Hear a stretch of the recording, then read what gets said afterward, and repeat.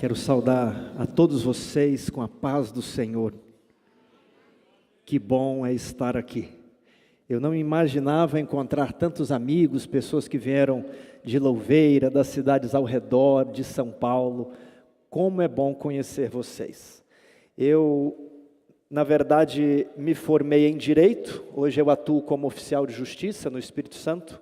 Só que eu sempre gostei mais da Bíblia do que do Código Civil. A Bíblia não muda, né? As leis e jurisprudências estão sempre mudando. Depois cursei teologia, atualmente estou fazendo um mestrado no NASP e conseguimos encaixar de estarmos presentes com vocês. Eu venho do Espírito Santo, uma cidade chamada Guarapari. Ali nós temos o Catris, nosso acampamento adventista. E na frente do acampamento adventista existe uma praia chamada Praia dos Adventistas. Por acaso, alguém já visitou o Guarapari, o acampamento? Olha lá, muitas pessoas. Quando forem a Guarapari, eu moro ao lado do acampamento adventista, a 300 metros da Praia dos Adventistas. Não deixe de tocar a campainha lá em casa, viu? Será um prazer recebê-los. Eu gostaria de convidar a todos para abrirmos a Bíblia em Daniel, capítulo 12. Se você tiver a sua Bíblia, deixe sua Bíblia em mãos, porque é bom ler os textos na nossa própria Bíblia. Daniel, capítulo 12.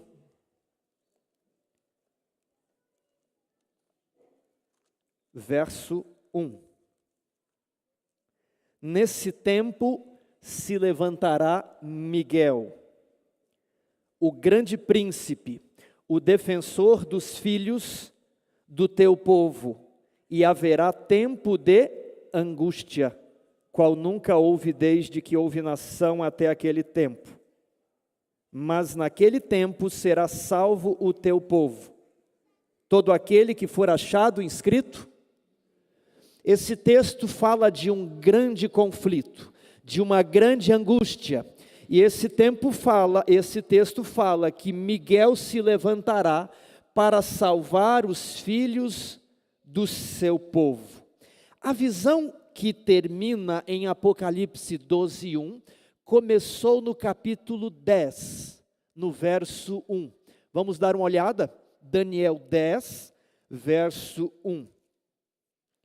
No terceiro ano de Ciro, rei da Pérsia, foi revelada uma palavra, uma visão a Daniel, cujo nome se chama Beltesazar.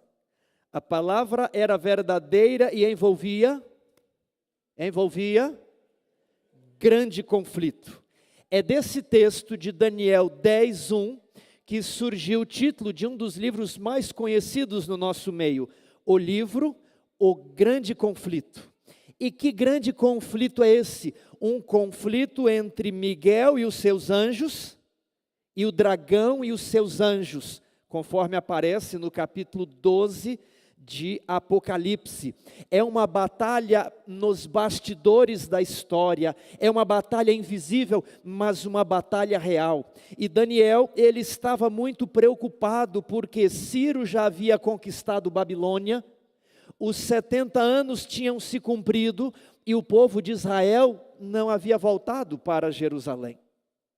Então ele decide fazer o que precisamos fazer nos momentos de crise: orar. E diz a Bíblia que ele orou 1 dia, 2 dias, 3 dias. E quantos dias Daniel orou? 21 dias, 3 semanas, e ele não desistia. Senhor, liberta o teu povo, a profecia está cumprida. E depois de orar por 3 semanas, um anjo lhe aparece e diz assim: Daniel, desde o princípio das tuas súplicas, Deus ouviu a tua oração, e Ele me enviou para te fazer conhecer. Desde o início os anjos estavam batalhando, desde o início o grande conflito estava ocorrendo, só que o príncipe do reino da Pérsia me resistiu por 21 dias. Quem é o príncipe do reino da Pérsia? Satanás. Ao lado de cada rei, de cada potência deste mundo, Satanás tem um anjo especial. Ao lado de Nabucodonosor, ao lado de Ciro, ao lado dos reis gregos, ao lado dos imperadores romanos, príncipe de Babilônia, o príncipe da Pérsia, atrás de Tiro, nós temos ali Satanás, o anjo que caiu. Olhamos para Tiro e vemos Satanás, olhamos para o rei da Babilônia. Agora, ao lado de cada rei, Deus também tem seus escolhidos. Na Babilônia, Daniel. Na Medopérsia, a rainha Esther, Mardoqueu, Esdras, Neemias. Em Roma, nós temos notícia que Paulo começou a converter a casa dos imperadores. E até hoje eu creio que há uma guerra nos bastidores da Casa Branca.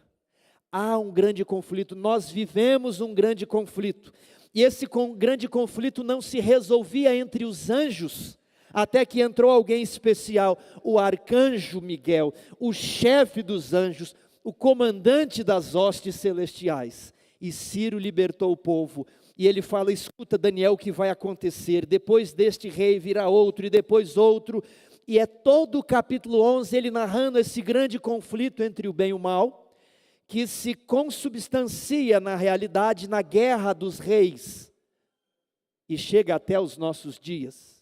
E quando chega até os nossos dias, é dito que nesse tempo se levantará Miguel, o grande príncipe. Termina o grande conflito, o defensor dos filhos do teu povo, e haverá o quê? Haverá o quê? Tempo de angústia. Qualquer angústia, qual a qualificação dessa angústia? Angústia qual nunca houve antes. Eu me lembro de que há alguns anos atrás nós passamos pela crise da Covid-19. Infelizmente, muitas pessoas morreram. Ao total, as mortes da Covid chegaram entre 6 a 7 milhões no mundo inteiro. Infelizmente isso aconteceu. Talvez você perdeu um familiar, um amigo, um membro de igreja. Mas eu pergunto, será que a crise da Covid foi uma crise pequena ou foi uma crise grande? Pare para refletir. As pessoas foram para as lives, Jesus está voltando, o grande reset, o mundo nunca mais será o mesmo. Me disseram, nunca mais iremos poder sair de casa, nunca mais poderemos andar sem máscaras. Quantos de vocês não ouviram isso? Eu ouvi. E eu me lembro que nós tínhamos uma viagem marcada para Israel, e o nosso avião foi o último avião que pousou em Tel Aviv. Em Guarulhos, aquela confusão, troca de passagem, vai para um lugar. Mas eu falei, chegamos em Israel, agora vamos passear. Não havia filas, não havia excursões, não havia ninguém naquele país. Pude visitar vários locais em Israel sem ver ninguém nas ruas.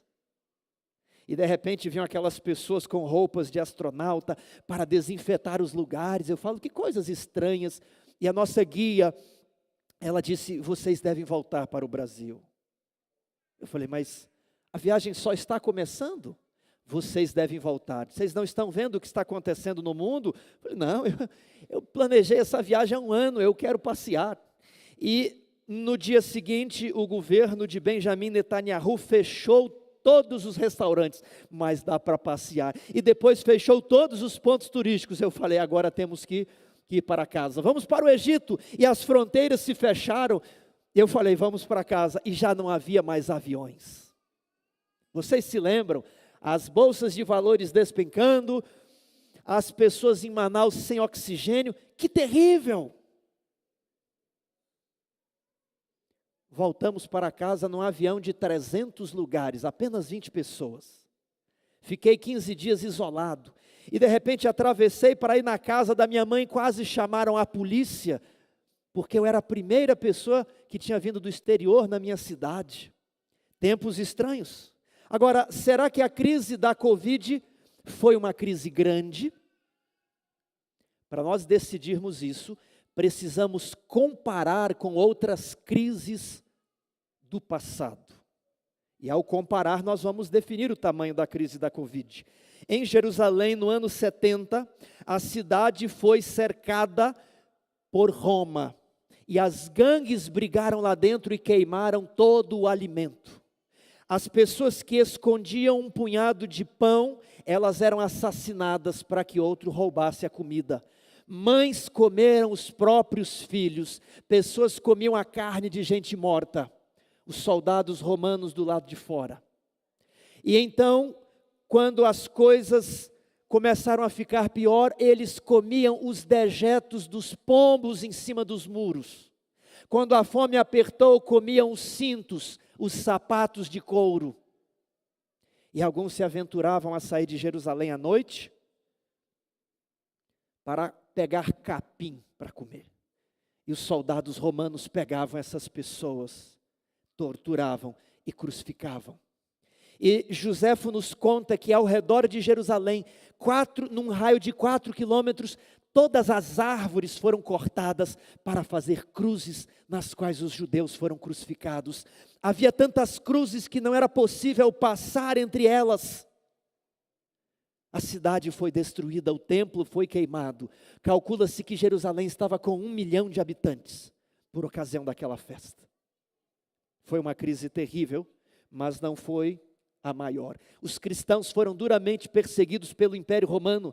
Depois, na Idade Média, tivemos perseguição aos valdenses, aos huguenotes, tivemos a perseguição aos albigenses, tivemos a perseguição aos anabatistas. Depois, tivemos a peste negra, que matou naquela época 200 milhões, eu vou falar de novo, 200 milhões de pessoas no mundo, e o mundo não tinha 1 bilhão de pessoas, o mundo não tinha os 7 bilhões que tem hoje, 200 bilhões, levou 200 anos para a população recuperar ao que estava antes. E depois, nós tivemos, já na era moderna, a Primeira Guerra Mundial, 10 milhões de mortos. Durante a Primeira Guerra Mundial, a gripe espanhola, uma pandemia que matou 50 milhões de pessoas. E depois, dentro da Primeira Guerra Mundial, a Revolução Bolchevique. Depois, a quebra da Bolsa de Nova York, a pior crise financeira até hoje. E depois, a Segunda Guerra Mundial, Hitler entrou no poder. 70 milhões de mortos na Segunda Guerra Mundial. As bombas atômicas em Hiroshima e Nagasaki, a guerra na Coreia, a guerra no Vietnã, a guerra no Afeganistão, e nós, pela graça de Deus, nascemos no Brasil, um lugar tão calmo, tão tranquilo, mas não foi assim para 2/3 do globo. Alguns historiadores dizem que apenas o comunismo matou mais de 100 milhões de pessoas, a maioria delas de fome. A Ucrânia, o Holodomor, onde as famílias definhavam até morrer de fome e de frio. A União Soviética cai nos anos 90, tivemos o episódio do ataque às Torres Gêmeas, enfim, chegamos aos nossos dias. Chegamos à epidemia da Covid, que matou quantas pessoas? 6 a 7 milhões, almas preciosas, não estou desdenhando dessas pessoas, mas para critério de comparação, a Covid foi uma crise grande ou pequena? Muito pequena, perto das outras pandemias, perto de tantas guerras. Agora, o texto que nós lemos diz que haverá uma crise, um tempo de angústia, qual nunca houve antes, maior que a Primeira Guerra, maior que a Segunda Guerra, maior que a peste negra, algo que não conseguimos imaginar. O que você fará? Você estará preparado? Miguel vai se levantar, mas para defender quem? Apenas aquele que for achado escrito no livro. Abra sua Bíblia em Jeremias 12, 5.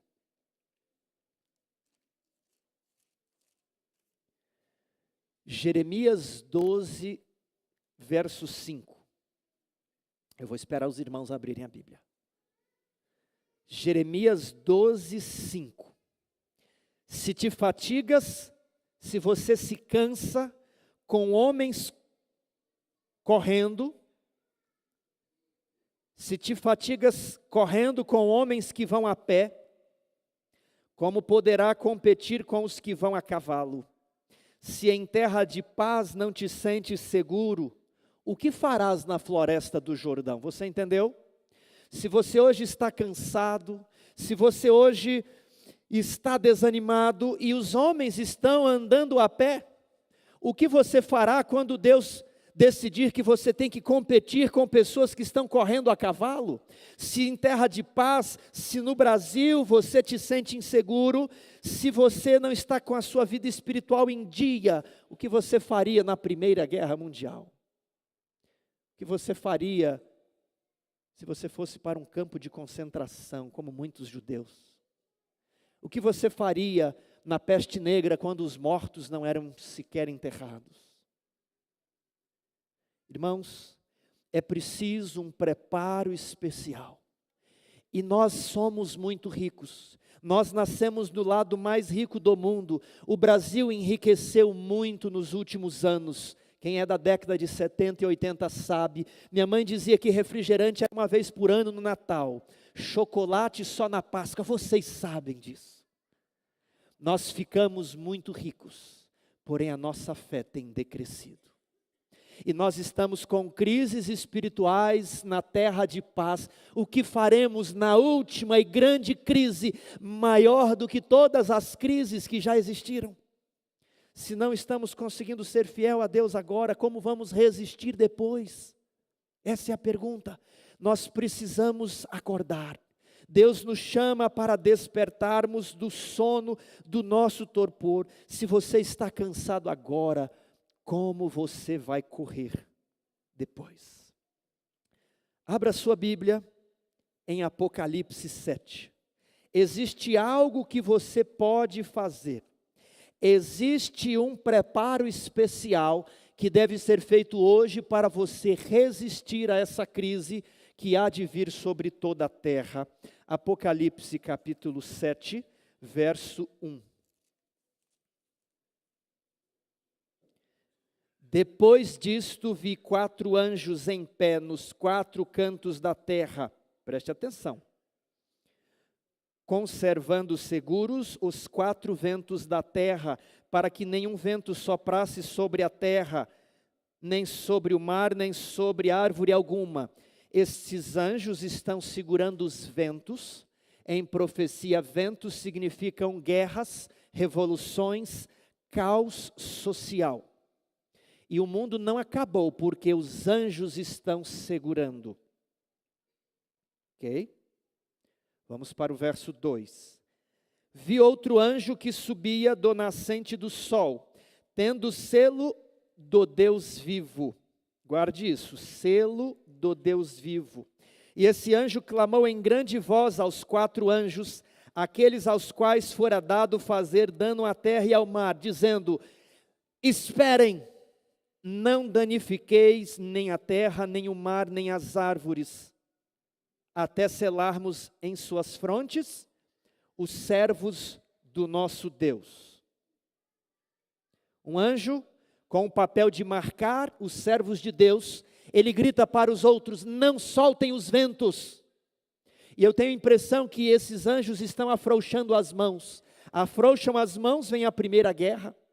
Afrouxam um dedo, vem a Segunda Guerra. E o outro anjo diz: nem todos estão cobertos com o selo de Deus, nem todos estão protegidos. Segurem o caos social no planeta Terra. Agora eu quero fazer uma pergunta, se você prestou atenção. Segundo o texto, qual o papel dos 4 anjos?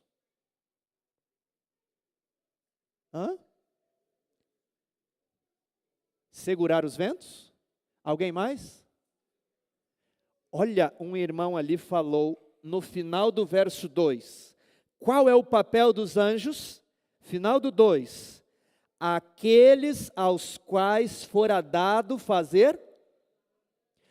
A obra deles é uma obra de destruição do planeta. A obra de segurar os ventos não é que eles estão para proteger, é que não deu o tempo deles ainda. Eles estão segurando os ventos porque ainda não foi chegada a hora. Mas a obra deles é obra de destruição. Por isso o outro anjo diz: não comecem a destruição, até marcarmos, até protegermos os servos de Deus, para que eles possam resistir na crise. E essas pessoas, elas recebem o que na fronte? Os que serão protegidos? O selo do Deus vivo. Esse selo é diferente de outro selo. Esse selo do Deus vivo é marcado na testa de quem? Do servo. Primeiro você é servo e depois você recebe o selo do Deus vivo. Rapidamente, deixe a mão em Apocalipse, vá para Efésios capítulo 1. Efésios 1, verso 13. Em quem também vós, depois que ouvistes a palavra da verdade, o evangelho da vossa salvação, tendo nele também crido, fostes o quê? Selados com o Espírito Santo. Fostes selados com o Espírito Santo. O primeiro selo que um crente recebe quando ele aceita Jesus Cristo é o selo do Espírito Santo. Este selo te transforma em servo. Este selo equivale à chuva temporã.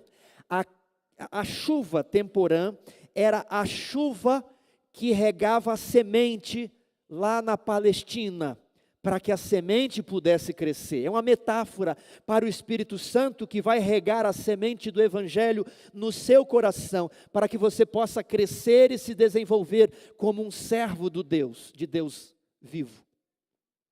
Só que no final da sua jornada, aqueles que estiverem vivos na terra, o Apocalipse diz que eles receberão outro selo. Como provamos que é outro? Porque ele sela quem já é servo. Em Efésios, você recebe o selo do servo. Em Apocalipse, o selo que vai te proteger da destruição. É chamado de o selo do Deus vivo. E ele ocorrerá próximo de uma segunda manifestação do Espírito Santo, a chuva serôdia, que é a chuva para preencher, completar o seu processo de preparo, o seu processo de santificação. O papel do Espírito Santo no tempo do fim é proteger, é preparar você para essa grande crise, para que o mundo inteiro perceba que Deus tem os seus e que Ele está vindo buscar aqueles que lhe são fiéis, aqueles que rejeitaram o mundo, que rejeitaram as propostas do diabo e que se mantêm puros esperando Jesus se manifestar nas nuvens do céu. Sabe como a Bíblia chama esse grupo? A Bíblia chama esse grupo de 144 mil. Abra aqui a sua Bíblia em Apocalipse 14. Olhei e eis o Cordeiro em pé sobre o monte Sião, e com ele 144 mil. Volte agora, deixe a mão aí no 14. Volte para Apocalipse 7, verso 4. Então ouvi o número dos que foram selados, que era 144 mil. Então, o mesmo grupo de Apocalipse 7 é o grupo de Apocalipse 14. E nós precisamos conhecer as características desse grupo.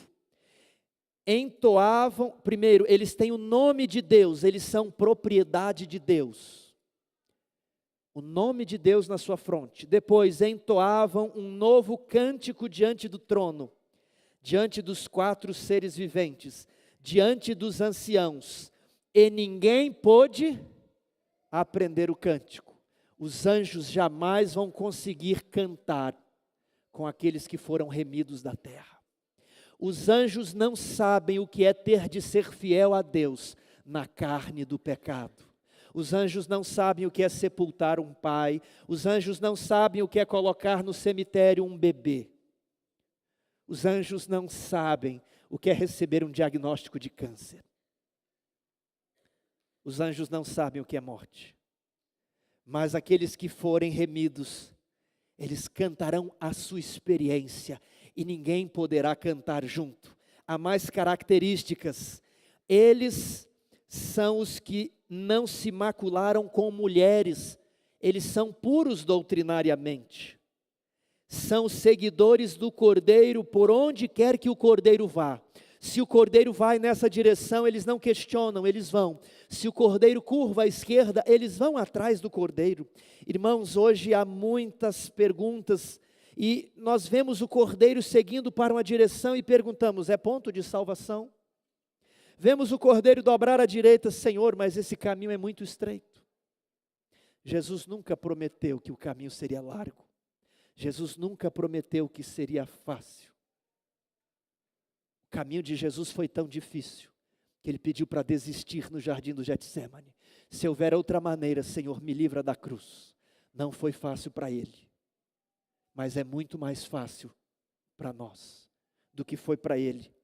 Os 144.000 têm uma pureza na linguagem, não se achou mentira na sua boca, não tem mácula. É isso que significa receber o selo de Deus.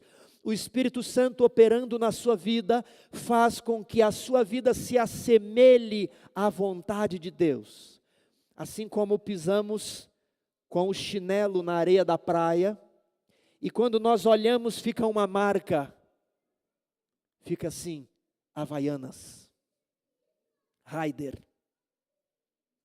Quando o pneu do carro na estrada de terra passa e deixa o rastro, nós identificamos o tipo de pneu. O selo de Deus, ele vai imprimir na nossa mente, no nosso coração, a lei de Deus, de forma que seja natural para nós. Se nós mantivermos a impureza do mundo, nós não receberemos o selo de Deus. Enquanto o caráter apresentar manchas, não receberemos o selo de Deus. Ninguém vai perder o céu porque pecou, ninguém. Nós podemos perder o céu porque vimos a luz, vimos algo que era melhor e não fomos para aquela direção. Preferimos ficar no nosso próprio, nas nossas trevas. Os que se ligam ao mundo por laços de simpatia serão deixados sem o selo de Deus. Irmãos, isso aqui é terrível, porque se hoje a nossa vida espiritual não está firme, quando vier a crise, ela não estará firme mesmo. Nós vivemos num país em paz, tranquilo, não há guerras, não há problemas étnicos, raciais, religiosos. Nós precisamos dar uma guinada na nossa vida espiritual. Sabe o que acontecerá com aqueles que não receberem o selo de Deus? Vamos abrir a Bíblia em Ezequiel capítulo 9. Ezequiel capítulo 9.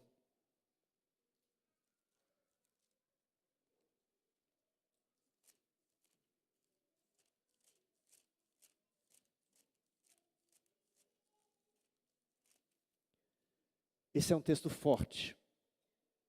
Então ouvi um que gritava em alta voz, dizendo: chegai-vos,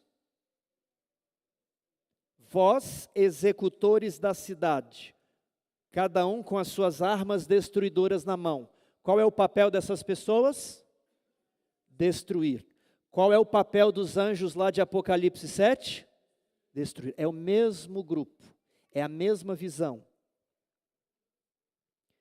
Eis que vinham 6 homens a caminho da porta superior, que olha para o norte. Essa é a porta do templo. Cada um com as suas armas esmagadoras na mão, e entre eles certo homem vestido de linho, com um estojo de escrever à cintura, com uma pochete, e uma pena e um pouco de tinta, como era na antiguidade. A glória, no verso 3, do Deus de Israel se levantou do querubim e se pôs à entrada da casa. E o Senhor clamou ao homem vestido de linho, que tinha o estojo de escrever na cintura. Ele disse: passa pelo meio da cidade. Pelo meio de qual cidade? Jerusalém. E faz o quê? Marca com um sinal a testa dos homens. Veja o paralelo, lá em Apocalipse 7, anjos com o papel de destruir. E um anjo dizendo: espera, eu não terminei de marcar todo mundo.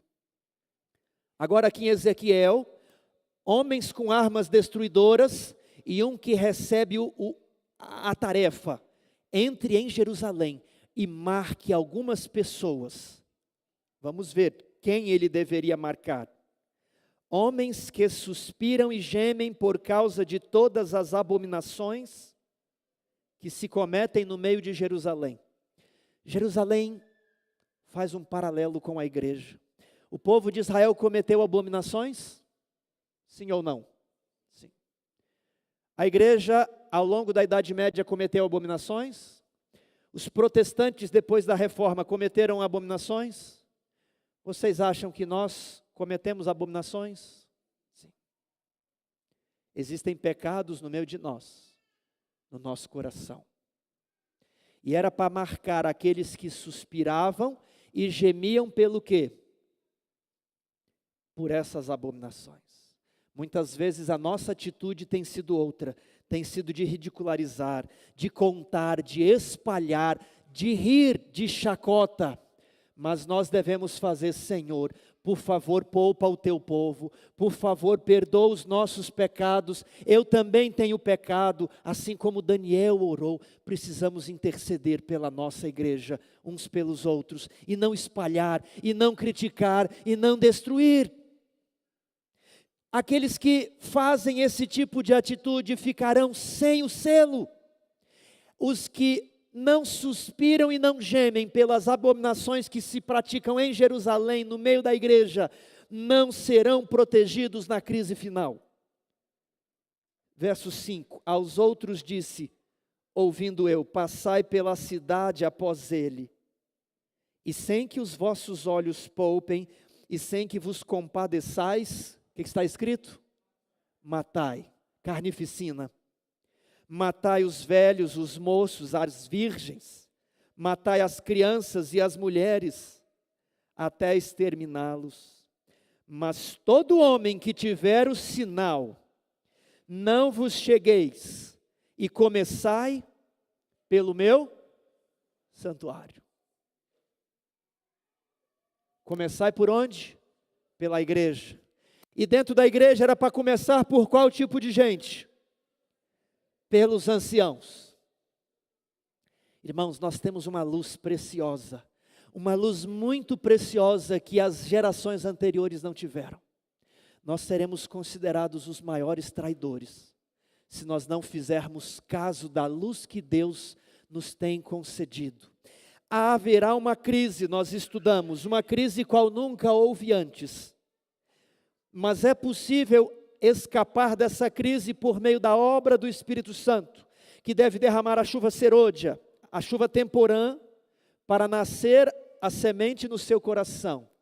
E depois a chuva serôdia, e você vai receber o selo do Deus vivo. Quem não receber o selo, será morto quando os anjos soltarem os ventos. Haverá uma crise financeira em breve. Todos os fundos de investimento já fazem reservas. O preço das ações de tecnologia está esticado ao máximo. Pode ser que a inteligência artificial dê certo, dê lucro, mas não está dando lucro ainda. E pode ser que algum dia a bolha das inteligências artificiais estoure. Pode ser que a guerra lá no Estreito de Hormuz fique pior. Pode ser que o Putin solte uma bomba atômica na Ucrânia.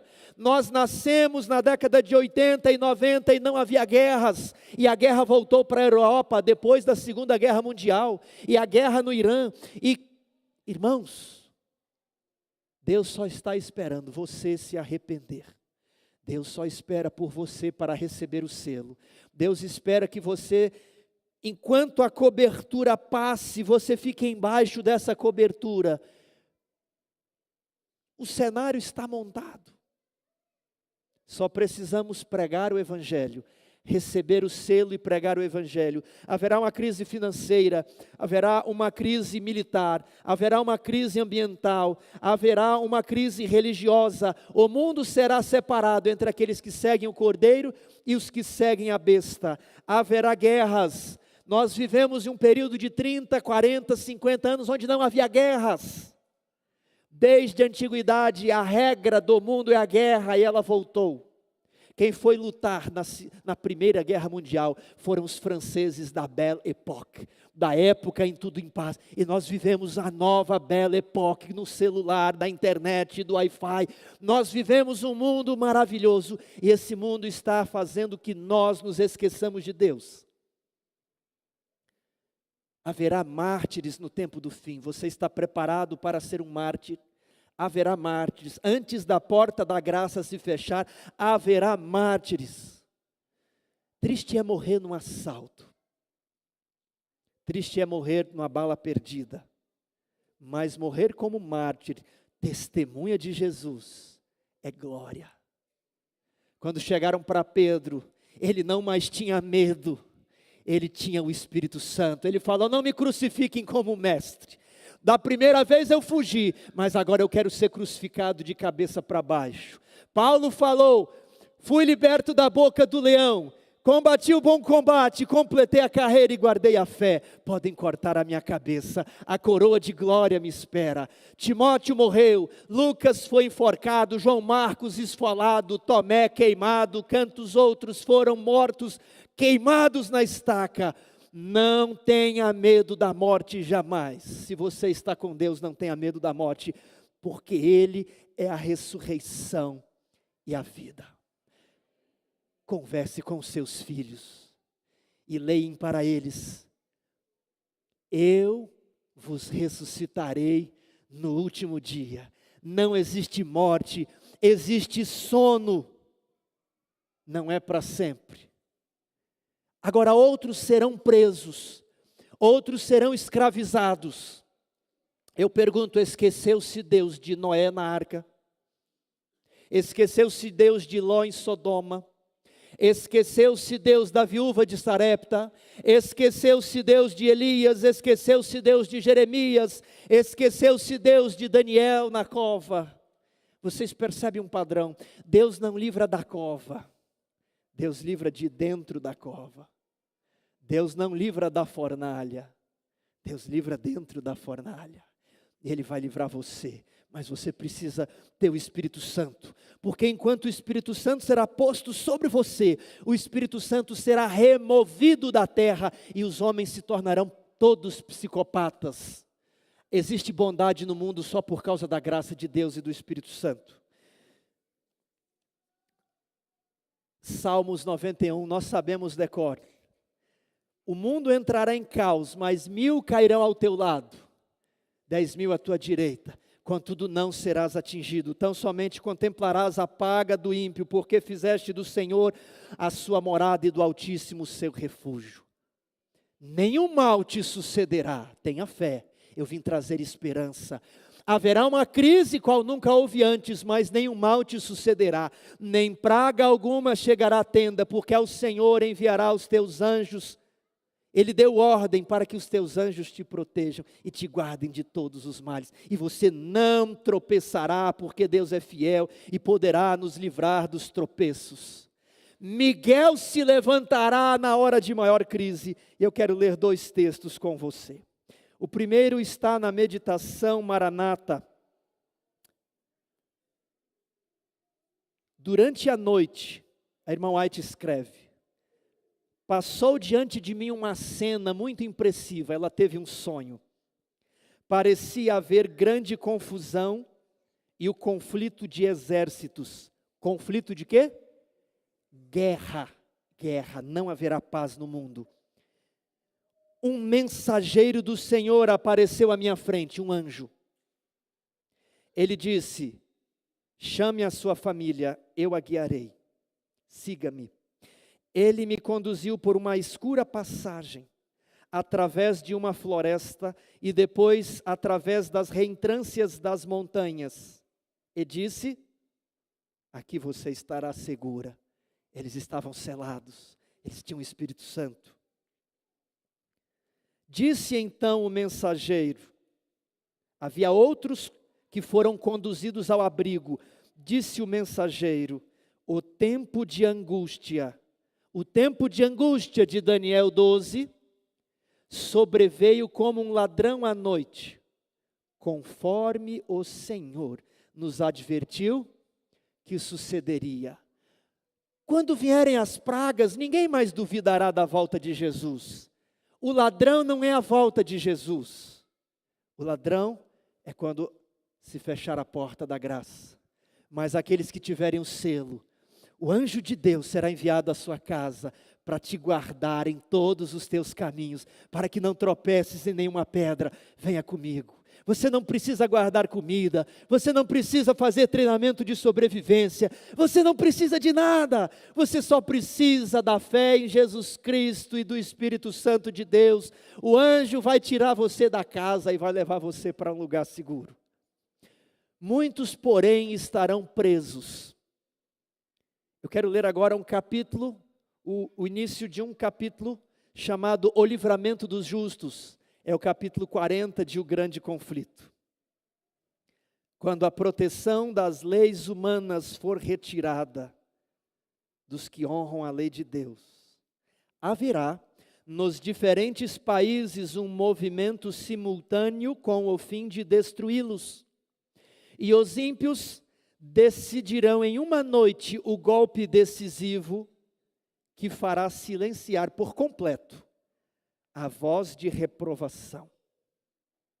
O povo de Deus, alguns nas celas, nas prisões, outros escondidos nos retiros solitários das florestas e montanhas, o povo de Deus pleiteia a proteção divina, enquanto por toda parte homens armados, instigados por anjos maus, estão preparando a obra da morte.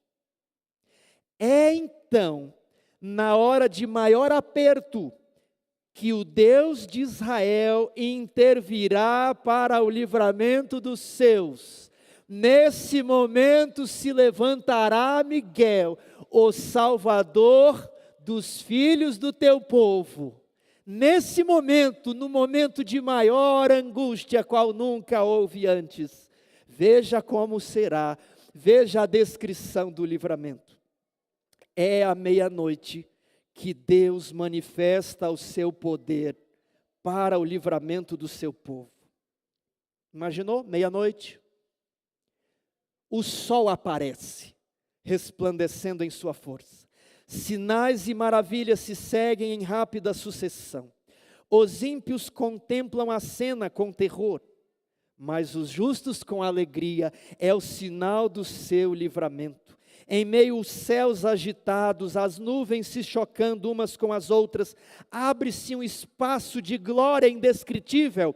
E Apocalipse 16, 17, diz que a voz de Deus, do santuário, quando Deus pronuncia tetelestai, está feito, está consumado. A voz de Deus lá do santuário ecoa. E essa voz, quando bate na terra, produz um grande terremoto. Essa voz abala os céus e a terra. Há um grande terremoto como nunca tinha havido desde que há homens sobre a terra. Tal foi este terremoto. Olhem para os prédios. Todos irão desmoronar neste momento. O firmamento parecia abrir-se e fechar, o céu. A glória do trono de Deus parecia atravessar a atmosfera. As montanhas são agitadas como capim ao vento, e gigantescas rochas são espalhadas e lançadas por todos os lados.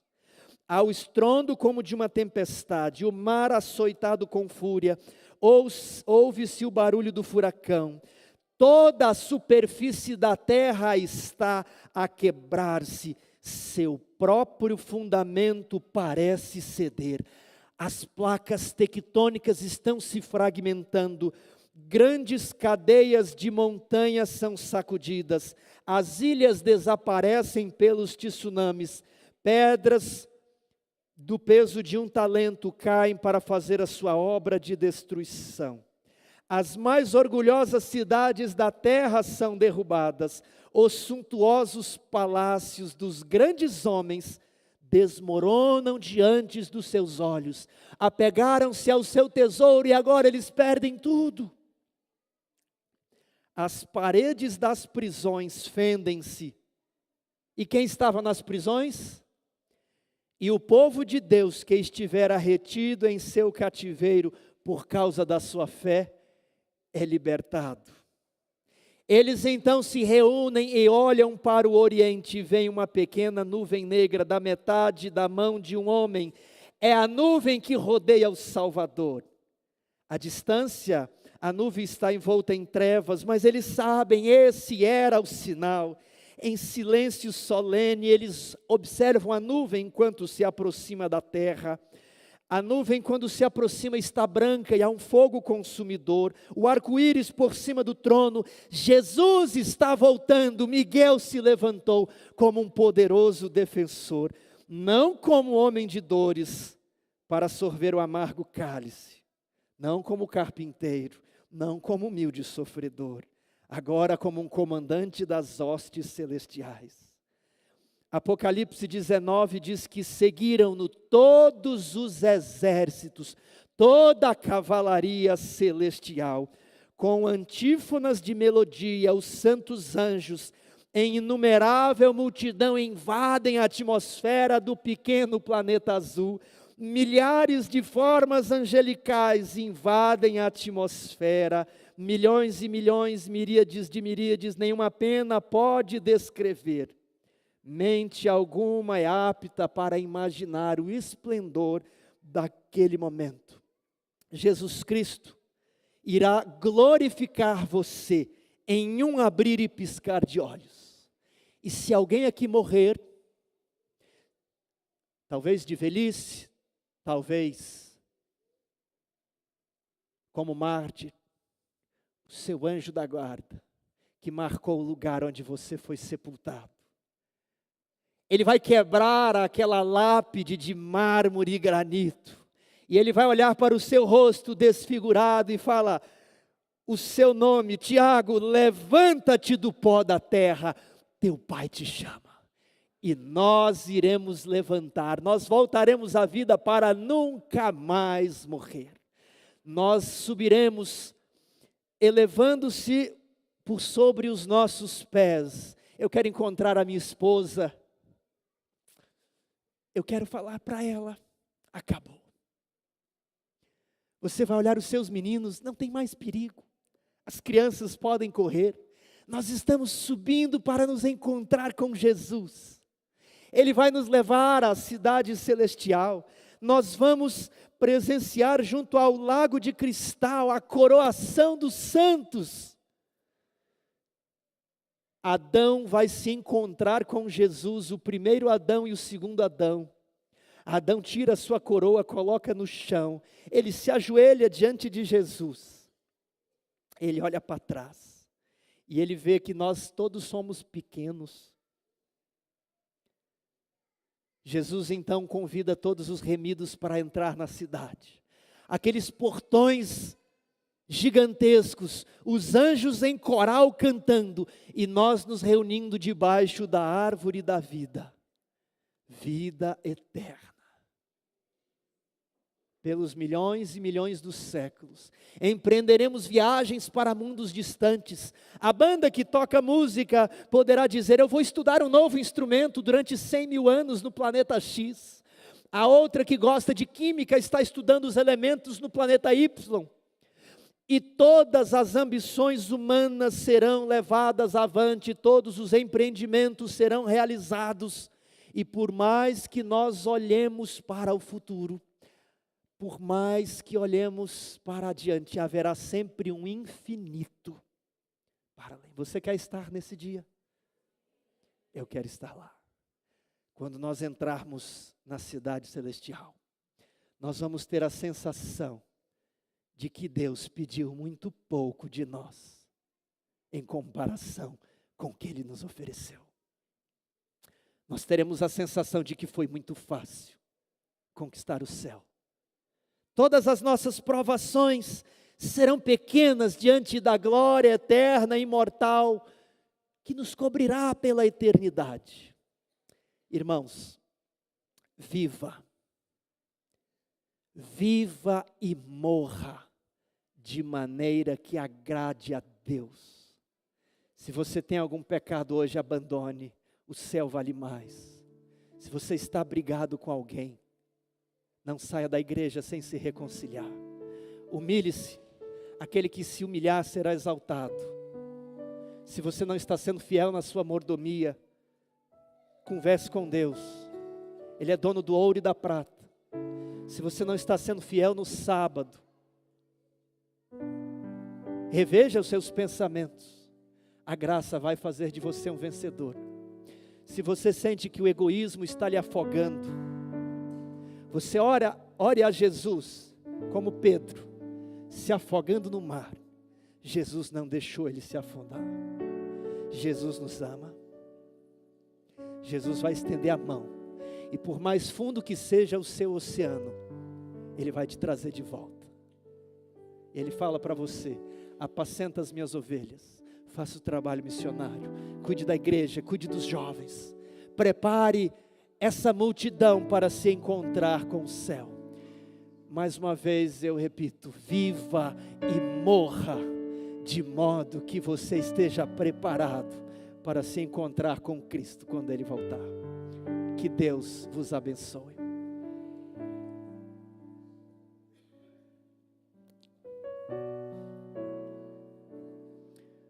Eu quero convidar você, vamos fazer diferente, vamos nos ajoelhar. Você vai colocar diante de Deus aquilo que está dificultando o seu caminho, aquilo que está impedindo o seu relacionamento. E você vai falar: Senhor, eu gosto desse pecado, e eu não quero largar, e eu tenho medo de orar e o Senhor tirar ele de mim, mas eu entrego o pecado para o Senhor. Tira da minha vida, santifica os propósitos do meu coração. Você vai se entregar agora, e você vai se levantar uma nova pessoa pelo poder de Deus.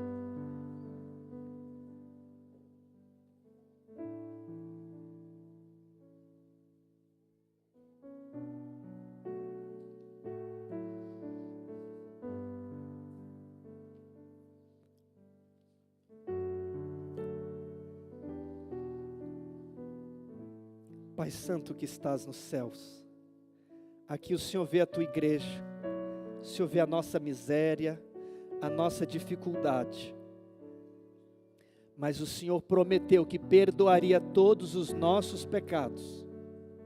Perdoe agora, Senhor, esta igreja, remova de nós a nossa iniquidade. Nós queremos nos levantar como justos, como herdeiros, como candidatos ao reino do céu. Afugente o diabo neste momento. Abençoe o casamento dos irmãos. Abençoe os filhos, o trabalho, os profissionais autônomos, os empresários, os estudantes. Faça deles mais do que vencedores em Cristo Jesus. Mas por favor, que a tua graça nos livre de pecar. Que a tua graça nos habilite a obedecer à lei de Deus. Inscreva os teus mandamentos no nosso coração e nos transforme em novas pessoas, cheias do amor de Deus, para compartilhar com este mundo a perecer. Leve-nos para o céu com a nossa família, os nossos pais, os nossos filhos, em nome de Jesus. Amém.